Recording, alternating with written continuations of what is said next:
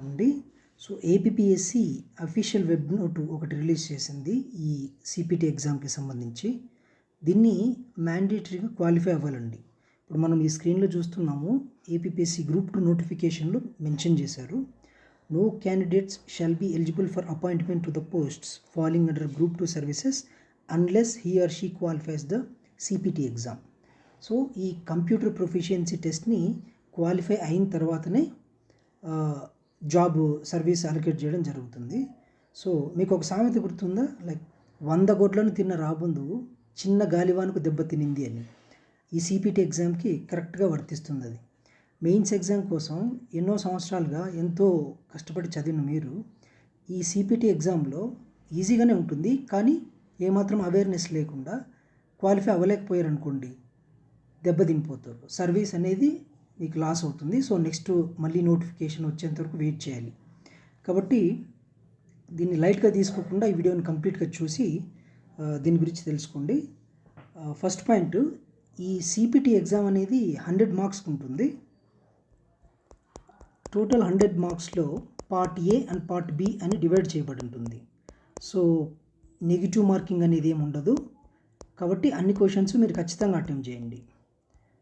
So, ఇక్కడ మనం చూస్తున్నాము, ఇది జస్ట్ క్వాలిఫైయింగ్ ఇన్ నేచర్ పేపరే అండి. ఈ మ్యాండేటరీగా దీన్ని మెరిట్ లిస్ట్ కోసం ఈ స్కోర్ని కన్సిడర్ చేయరు.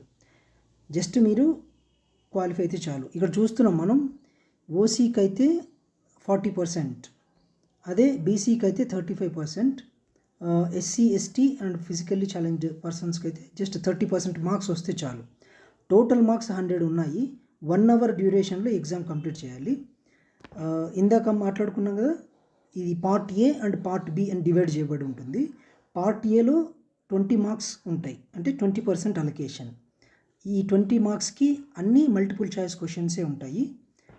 మిగతా పార్ట్ బిలో ఈ 80% మార్క్స్ ఉన్నాయి కదా, అది కంప్యూటర్ బేస్డ్ టెస్ట్ అనమాట.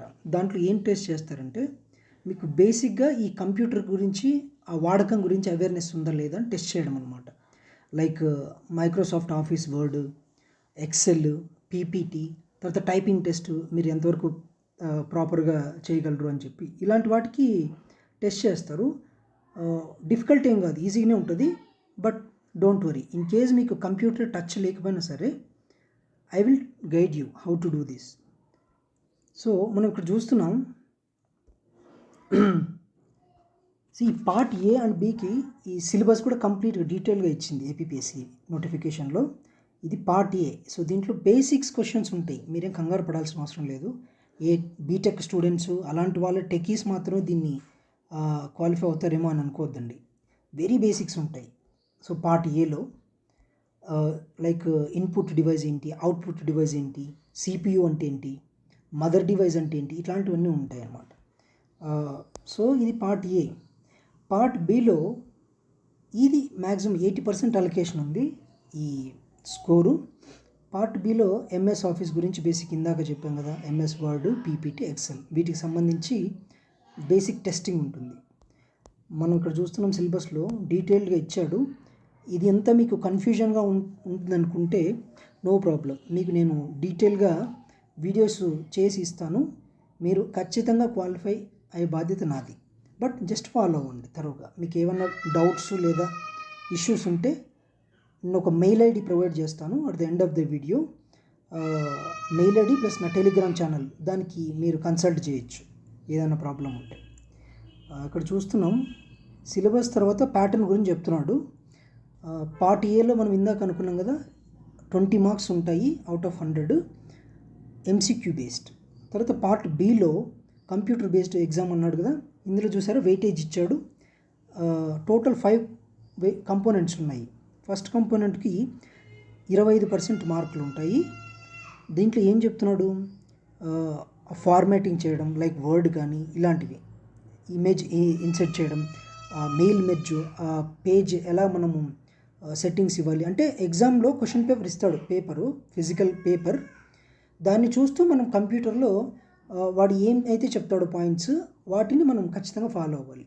లైక్ దీనికి ఇంత 1.5 పాయింట్స్ మార్జిన్ ఉండేలాగా చూడండి, ప్లస్ దీన్ని బోల్డ్లో హైలైట్ చేయండి అని ఈ విధంగా చెప్తాడు. అది ఏదైతే చెప్తాడో ఇన్స్ట్రక్షన్స్ మీరు దాన్ని ఫాలో అయ్యి చేస్తే చాలు. నేను మీకు ఇవ్వబోయే వీడియోలో క్లారిటీగా ఉంటుంది, స్టెప్ బై స్టెప్ మీకు ఈజీగా అర్థమయ్యేలాగా ఎక్స్ప్లెయిన్ చేస్తాను.